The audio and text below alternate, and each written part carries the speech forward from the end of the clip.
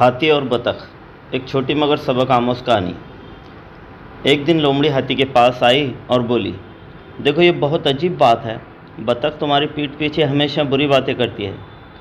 वो तुम्हारे बारे में झूठ फैला रही है। उसे सबक सिखाओ। हाथी ने त्योरी चढ़ाते हुए कहा, मैं उसे सबक सिखाऊंगा और उसकी एक एक हड्डी तोड़ दूंगा। तुम बस जाकर आराम करो, बाकी मुझे सौंप दो। अगले दिन लोमड़ी फिर हाथी के पास आई और बोली, तुमने बतख को वैसा सबक नहीं सिखाया जैसा वादा किया था। अब ये मजाक नहीं रहा, वो अब भी तुम्हारे खिलाफ बातें कर रही है। चुप मत बैठो, उसे कोई सबक सिखाओ।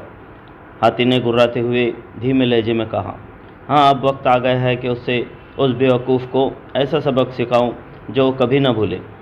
तुम जाओ, मैं निपट लेता हूँ।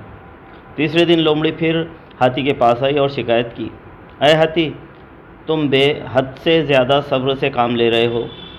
मेरी बात मानो, वो बतख वाकई तुम्हारे खिलाफ जहर उगल रही है।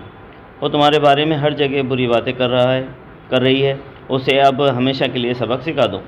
हाथी ने कुछ देर सोचा, फिर आहिस्ता से कहा, ठीक है, अब मैं उसे ऐसा सबक सिखाऊंगा जो वो ज़िंदगी भर याद रखेगी। मेरे लिए एक कुल्हाड़ा, एक बेलचा और एक दराती ले आओ, मैं उसे काट कर रख दूंगा। लोमड़ी दौड़ कर गई और जल्दी से ये औजार ले आई। उसने वो औजार हाथी को थमाते हुए कहा कि अब जाकर बतख को सबक सिखाओ। मगर लोमड़ी की हैरत की इंतहा न रही जब हाथी ने वो औजार लिए और सीधा अपने खेत पर जा पहुंचा और काम करने लगा। हैरत से भरे हुए लहजे में लोमड़ी ने पूछा, तुमने कहा था कि उन औजारों से बतख को सबक सिखाओगे, मगर ये क्या कर रहे हो?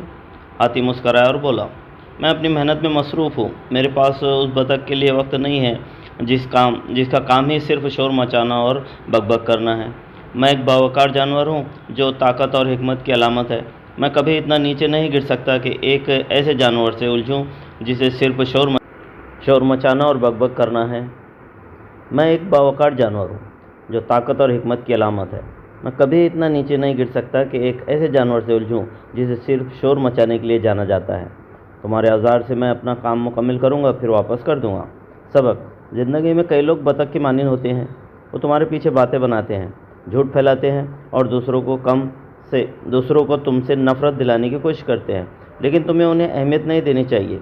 एक हाथी की मानिंद बनो, मजबूत, बावकार और दाना। अपनी ज़िंदगी में इतने मसरूफ़ रहो कि तुम्हें उन फजूल बातों की तरफ देखने का वक्त ही ना मिले।